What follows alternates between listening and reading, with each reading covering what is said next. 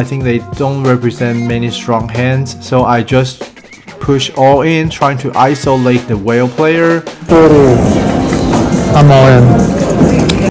Welcome to this episode of How to Crush No Limit Hold'em games in United States Casino. I'm June. This is the last episode we were playing at Bay 101 Casino, and let's go fishing.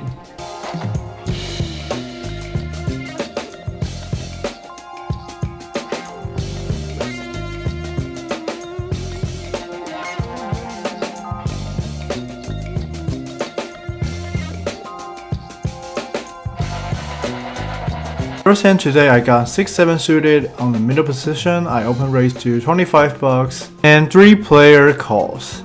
The flop comes King 6-3 2 diamonds. Action check to me. Here I hit a middle pair 6, and this board is relatively a dry board, so I bet 50 bucks to protect my middle pair.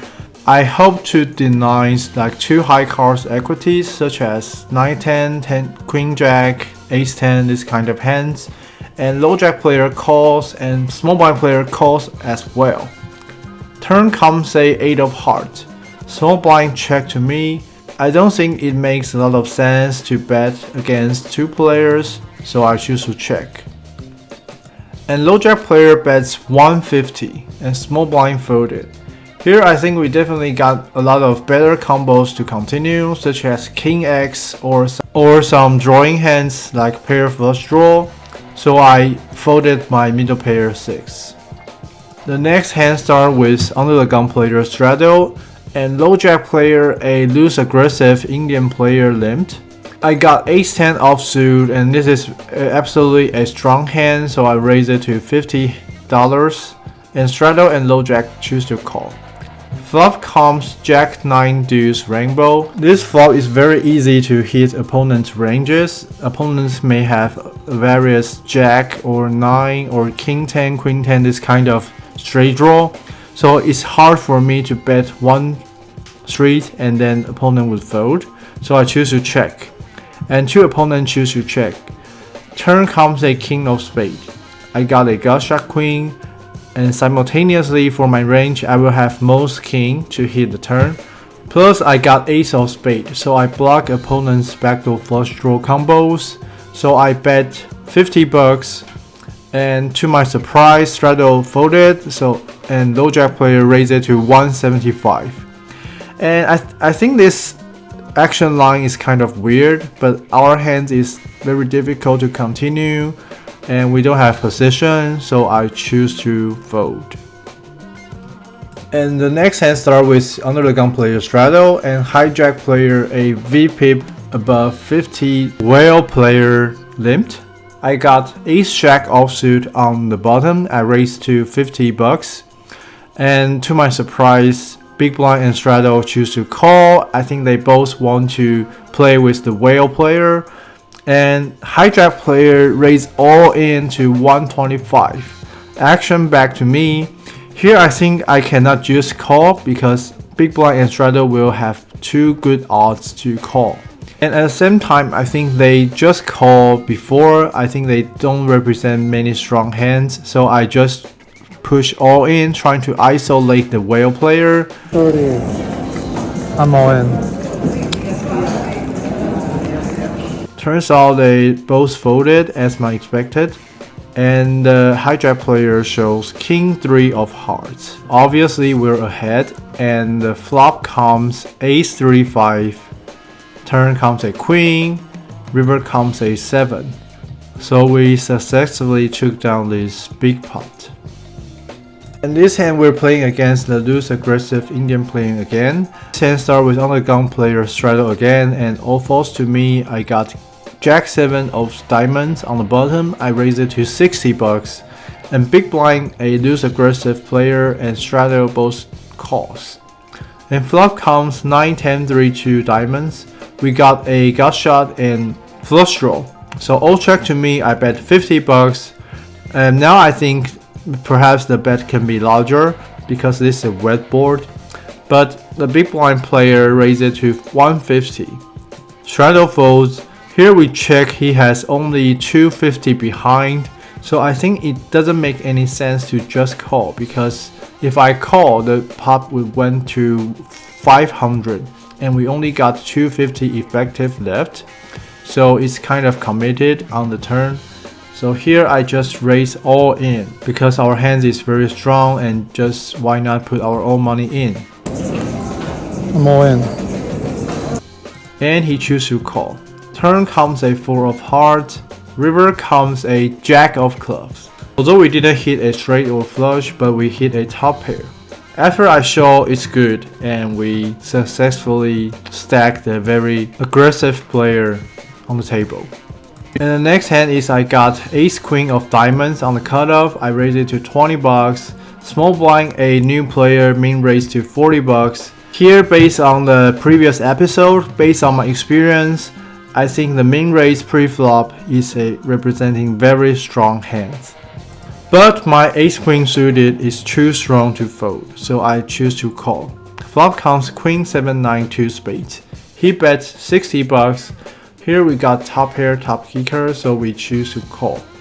Turn comes a 9 of diamonds. He snapped all in for 200 bucks around a pot. Wow, this is a very tough situation. I'm very leaning towards folded because opponents didn't have too many bluff. I think live player don't have bluff ability to turn ace king to a bluff like this. And also opponent sees the 9 on the turn and he still push all in. But I pick up a backdoor flush draw on the turn and I tank for a long time and choose to call. Not surprisingly, I see a pocket aces. And turns out the river comes a queen of clubs. So I river the opponent and very luckily we win the pot. Next hand I got pocket threes on the hijack and raise it to 25 bucks. Bottom, small blind and big blind choose to call. And flop comes king queen 3 rainbow. It's a very good flop. Check to me, here we got bottom set. I definitely want to raise for a big bet because the opponent may have many hands to pay me, such as 10 jack, 10 9 and king x, queen x, a couple of hands. So I bet for $60 and only small blind calls, other folded. Turn comes a totally blank 2 of club and he checked to me again. Here I continue bet for 180. I'm setting up a pot size all in on the river and get all the value. And opponent tanked for a long time and very sadly he chose to fold eventually. And then we're going to the last hand today. Is cut off a Asian reg. He raised it to 25 bucks. I got ace jack offsuit. Very strong hand. I 3-bet to $100. We can see on a small blind position if we are facing cutoff raise, because post flop we're going to action the first and we're the worst seat on the table, and simultaneously big blind can squeeze us. So pre-flop facing cutoff raise, small blind will only call a very rare frequency. We can see in the wizard for offsuit high cards they will 3-bet to king jack offsuit. And for a suited hand, they will choose all the Broadway cards and an ace x small suited hands to 3-bet. And after cutoff calls, flop comes queen 8 9 rainbow, and this flop is actually favoring the caller pre-flop. So I choose to check. And we can see the wizard will suggest mostly check, and only aces and kings will have some frequency to bet. And after I check, opponent bets $80, around 1/3 of a pot. I choose to call. Here you can think, what would you do if you were the player? What do you think the wizard would suggest us to call or raise, what combos? And in fact, on this flop, wizard would suggest to fold ace jack on high frequency. And in our range, we have a lot of better combos to continue, such as ace jack suited with backdoor flush, or king 10 king jack. This combo have enough straight draw, so I kind of defend too much combos on this hand. And we're backing to this hand. I choose to call. The turn comes 7 of hearts and I check. Opponent choose to check also. I think this check make his range kind of capped because we're all very deep. I don't think he will check his 2 pairs set and straight, and otherwise he will lose some value. And river comes a 2 of spade. I think my ace jack still wins some misdraw and ace high with weaker kicker, so I choose to check. And opponent bets 215, around 2/3 of a pot. I don't have much choices and fold. Here we think we actually got some queen top pair or some ace 9, this kind of combo to call this river. So I think it makes sense to just fold the river.